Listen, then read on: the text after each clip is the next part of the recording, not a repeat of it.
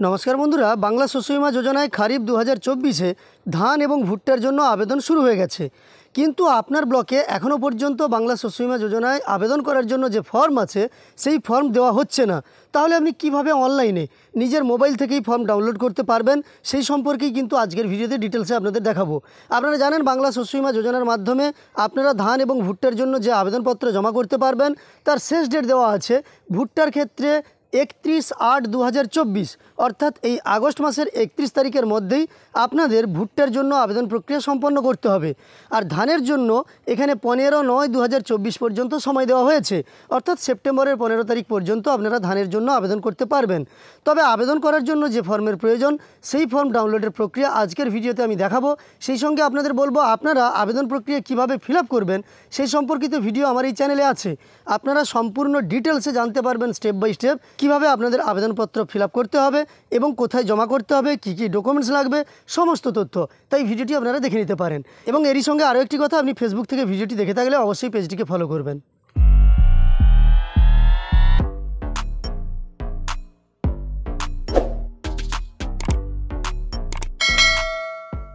বাংলা শস্য বীমা যোজনা এমন একটি যোজনা যেখানে পশ্চিমবঙ্গ রাজ্য সরকার প্রিমিয়ামের সম্পূর্ণ অংশ কিন্তু প্রদান করে। আপনি কেবলমাত্র আবেদন করবেন, আবেদন করলেই আপনার এলাকায় যদি চাষের ক্ষতি হয়, আপনার এলাকায় যদি সিলেক্টেড হয় 50% চাষের জমি ক্ষতি হওয়ার জন্য, তাহলে কিন্তু আপনারা ক্ষতিপূরণের টাকা পাবেন। তো এই ফর্ম ডাউনলোড করার জন্য প্রথমে আপনাকে আপনার মোবাইল ফোন থেকে যে কোনো একটা ব্রাউজার ওপেন করে নিতে হবে। ব্রাউজার ওপেন করে নেওয়ার পরে আপনি এই যে সার্চ বারটা দেখতে পাচ্ছেন এখানে এসে টাইপ করবেন বিএসবি লিখে, কেবলমাত্র বিএসবি এটা টাইপ করার পরেই আপনি যখনই সার্চ করবেন দেখতে পাবেন প্রথম আপনার কাছে একটি ওয়েবসাইট চলে এসেছে যেখানে লেখা আছে বাংলা শস্য বীমা এবং banglasoshyobima.net। এই ওয়েবসাইটের ওপর আপনাকে ক্লিক করে নিতে হবে। এই ওয়েবসাইটের উপর ক্লিক করার পরেই আপনার কাছে বাংলা শস্য বীমা যোজনার যে অফিসিয়াল ওয়েবসাইট সেটা কিন্তু খুলে যাবে। দেখতে পাচ্ছেন বাংলা শস্য বীমা, department of agriculture, government of West Bengal, এটাই অফিসিয়াল ওয়েবসাইট। এখানে দেখতে পাচ্ছেন স্ক্রল হয়ে যাচ্ছে লেখাটা খারিফ শস্যের জন্য ধানের ক্ষেত্রে 15/9/2024 পর্যন্ত এবং ভুট্টার ক্ষেত্রে 31/8/2024 মধ্যে আপনাদের আবেদনপত্র জমা করতে হবে। এইখান থেকেই কিন্তু আপনি আপনার ফর্মটা ডাউনলোড করতে পারবেন। তার জন্য আরেকটা কথা আপনাদের জানিয়ে রাখি, আপনাদের কিন্তু ফর্মটাকে বের করতে হবে লিগ্যাল পেপারে, অর্থাৎ A4 মাপের পেপারে কিন্তু প্রিন্ট আউট করলে সে ফর্মটা চলবে না, লিগ্যাল পেপারেই ফর্মগুলো থাকে। তো এবার আপনাদের আমি ফর্মটা ডাউনলোডের ব্যাপারে দেখিয়ে দিচ্ছি। দেখুন এই ওয়েবসাইটে আসার পরে ওপরেই দেখতে পাচ্ছেন একদম লেখা আছে, দেখুন চেক ইন্স্যুরেন্স কভারেজ, তারপরেই আছে application form of kharif 2024 paddy and maids, মানে 2024-এ খারিফ শস্যের জন্য ধান এবং ভুট্টার ফর্ম আপনি এখান থেকে ডাউনলোড করতে পারবেন। তার জন্য এর ওপর আপনাকে ক্লিক করে নিতে হবে। এর ওপর ক্লিক করার সঙ্গে সঙ্গে দেখতে পাবেন আপনার কাছে একটি ফর্ম ডাউনলোড হবে। একটু সময় দেবেন, তারপরেই দেখতে পাবেন ফর্মটা আপনার কাছে ওপেন হবে। তো আমার ডাউনলোড হয়ে গেছে এবং ফর্মটা দেখুন এখানে ওপেন হয়ে যাচ্ছে। আমি আপনাদের ফর্মটি ওপেন হলেই দেখাচ্ছি। দেখুন বাংলা শস্য বীমার কিন্তু ধানের ফর্ম ইতিমধ্যেই ওপেন হয়ে গেছে। এইখান থেকে দেখুন আপনাদের আমি সরাসরি দেখাচ্ছি on screen. Bajaj alliance group কিন্তু এখন আপনাদের ইন্স্যুরেন্স করাচ্ছে গতবার থেকেই। সেই ফর্ম যে ফর্ম ফিল আপ কীভাবে আপনি করবেন আমি দেখিয়েছিলাম আগের ভিডিওতে।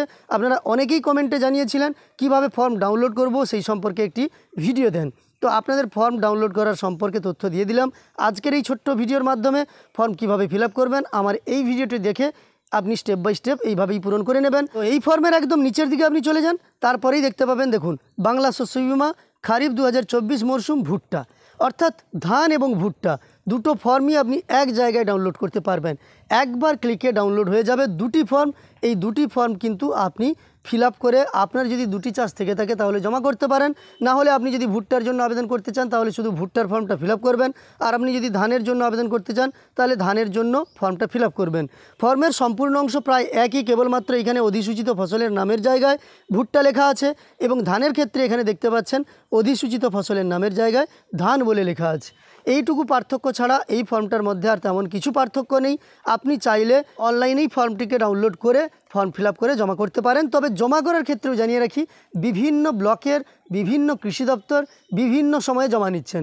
যেমন বেশ কিছু কৃষি দপ্তর আগামী সপ্তাহ থেকেই জমা নেবেন, এই সপ্তাহে কিন্তু ফর্ম জমা নেবেন না। সেই রকম আপনার ব্লকে আপনি খোঁজ নেবেন কবে থেকে ফর্ম জমা হবে, সেদিনই গিয়ে ফর্ম জমা করবেন। যাই হোক, এই ভিডিওটি দেখার পরে তথ্যগুলি আপনাদের যদি উপকারে এসে থাকে একটি লাইক করে আমাদের উৎসাহিত করার সঙ্গে সঙ্গে চ্যানেলটিকে সাবস্ক্রাইব করে রাখবেন। সেই সঙ্গে ফেসবুক থেকে ভিডিওটি দেখে থাকলে পেজটিকে ফলো করে রাখতে ভুলবেন না। এই ভিডিওটি শেষ পর্যন্ত দেখার জন্য অসংখ্য ধন্যবাদ।